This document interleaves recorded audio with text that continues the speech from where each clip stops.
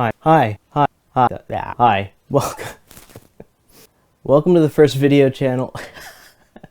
Take number 757. Hi, my name is Neo. Welcome to the first video on my channel.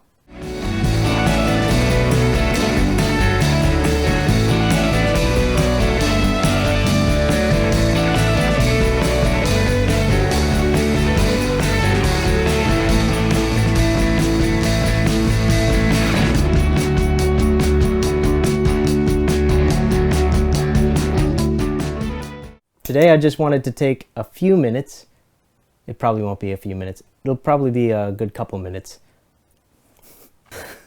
Yeah, so today I just wanted to take a few moments to talk about a camera that I've owned for roughly about a year now. And that camera is the Epson RD1. So the Epson RD1 is a camera that was brought to market in 2004. It was the world's first digital rangefinder camera, which is pretty cool. It actually beat Leica to the punch by about 2 years. The M8 came out in 2006, I believe. If you look at this camera, if you're familiar with film cameras and analog cameras, you'll notice it looks a lot like another camera made by another company. It looks like a Voigtlander Besa R. It is very similar because it's based on it. So Cosina, the company that was making the Voigtlander Besa R series, Epson teamed up with them to produce this digital rangefinder camera to bring to market. And so if you look at the design of it, what you have is a digital camera with digital innards, with digital technology for digital image making. It's all housed in a body that is designed to function in an analog way. Very tactile, very cool, and very unique, which is why I think in 2021 it's still pretty relevant, even though by today's standards it's a dinosaur. But hey, dinosaurs are fun. Anyways, yeah, so let's just start at the top plate. This camera is pretty cool. You can see it says it right there, Epson Rangefinder Digital Camera, and I think that's what RD stands for, Rangefinder Digital. If you look at this little dial in the middle, it's just cool. When you flick it on, all those dials start moving, and it's just a cool system. You don't get this on cameras nowadays, so I just think this is really unique. It's fun. It's refreshing. Great. You know, like, they don't make cameras like this anymore. Feel old saying that. Let's say I take an exposure. To take another picture, I can't just press the release, right? The shutter release. The way they built this camera was they put an advance lever here, kind of like where you would have an advance lever for your 35mm cameras back in the day, and you would actuate that, and what that would do is it would physically recock the shutter. So that is probably one of the coolest features about this camera. It's like using a film camera for digital image taking and digital image processing. I just think that's cool, and there's no other camera like it on the market, and I don't think there ever will be. It's just cool. I'm going to use the word cool a lot in this video. Okay, let me just show you a little bit of what I'm talking about with that shutter.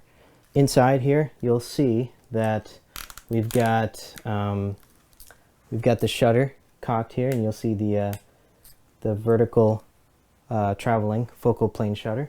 Let's fire an exposure, and yep, so that's a picture taken. Now when I advance this lever, it's not advancing any film, right? What it is it's recocking the shutter, and I just think that's just so cool. Yeah, just a really cool camera.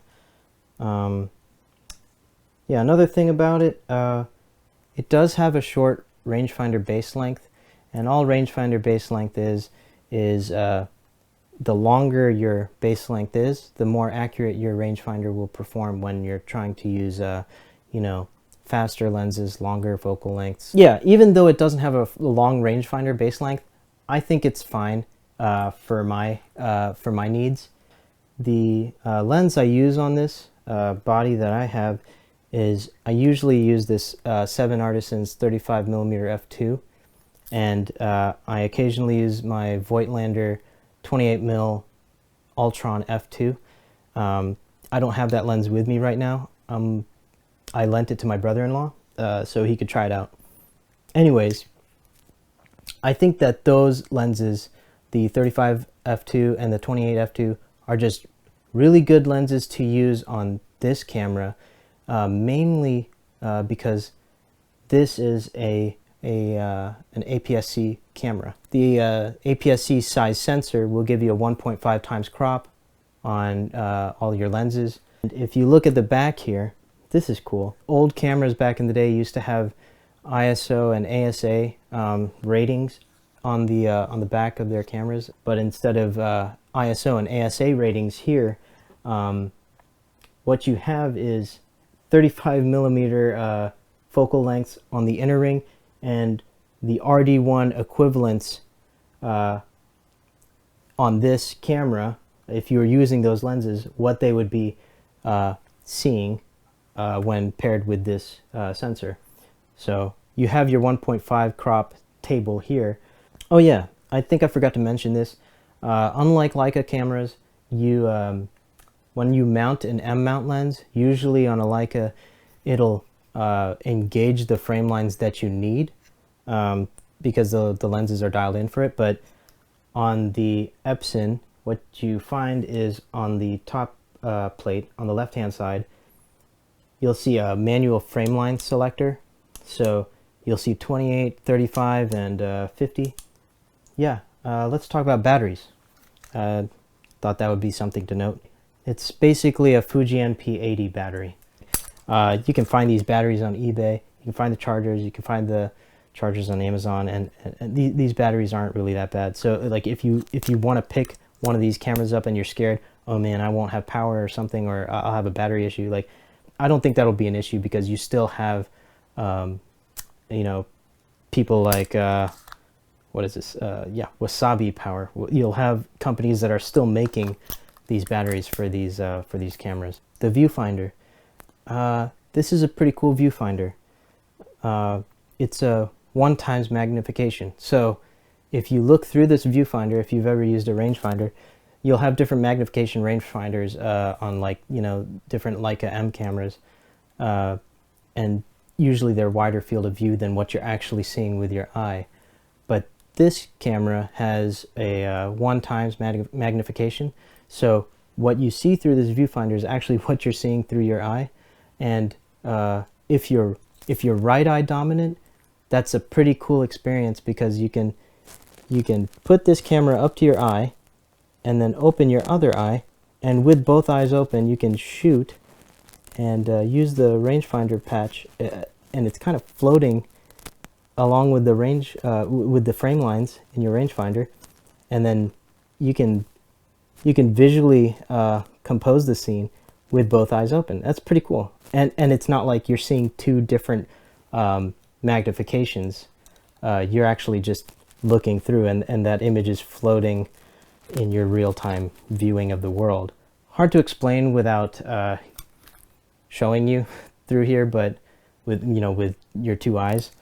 But yeah, the funny thing is, I'm not a right eye dominant shooter, so like rangefinders are just funny for me, because what ends up happening is my nose gets pressed in to the back and I'm ending up looking like this, right? But for me, to be honest, being left eye dominant is not really an issue for me for shooting rangefinders, because I kind of like putting my right eye behind the camera.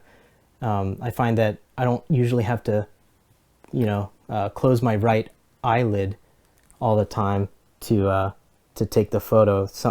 Sometimes I can just leave it open a little bit, and then it takes away some of the strain.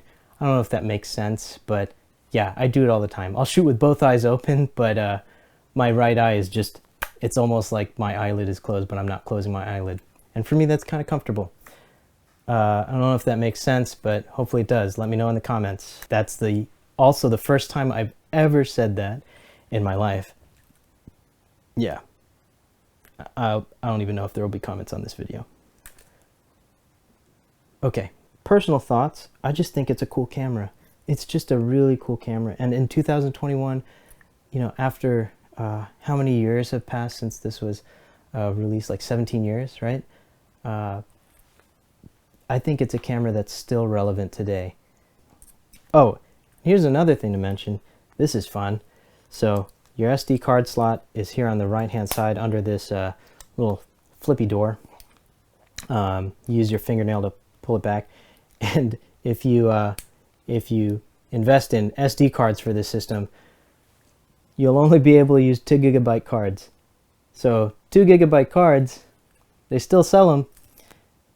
You know, they're out there. So this is definitely still a usable camera. Epson RD1, great camera. It's an awesome setup for 2021, even for 2021. Do I recommend it or not? Depends on you, but for me, that's a wholehearted yes. It's just a great camera for me. On a scale of 1 to 10, I have no idea because I'm not a camera reviewer. These are just my thoughts and my musings on a 17-year-old digital camera. Hi, this is Neo, a slightly older Neo because I'm doing another recording, and then also a more slightly tired Neo because I just put my kids to bed, and yeah, it's pretty late tonight. But I just wanted to take the opportunity to jump back in here, record some things that I forgot to mention on my initial edit of this YouTube video. I'm also testing out some lighting, so hopefully it looks okay.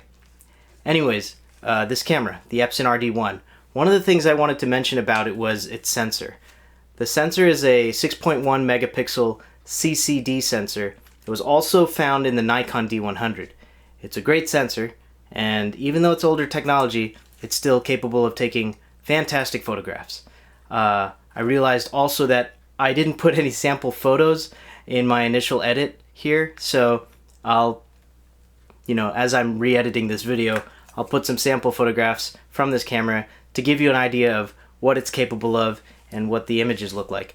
You know, I'm a husband, I'm a dad, and most of the time as I'm using this camera, I'm just using it to document, you know, family moments, life at home, and yeah, stuff around the house, and just things that are goofy with my kids.